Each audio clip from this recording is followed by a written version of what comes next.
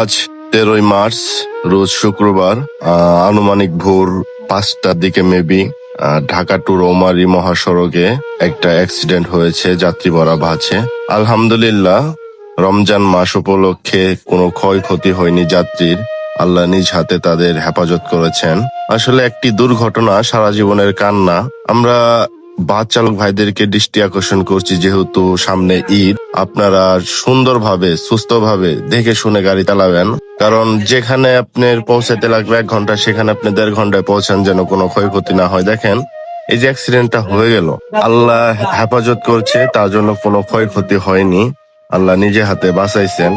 আপনারা সাবধান। এই ঢাকাগামী বাসগুলা যেভাবে এই যে হাইওয়ে রোডে গাড়ি চলাচল করে, আসলে দেখে নিজের কাছেই অনেক খারাপ লাগে। কিন্তু সবাই সাবধান হয়ে যান, যেন আল্লাহ সবাইকে হেফাজত করেন। সবাই ভালো থাকবেন, সুস্থ থাকবেন। আল্লাহ হাফিজ।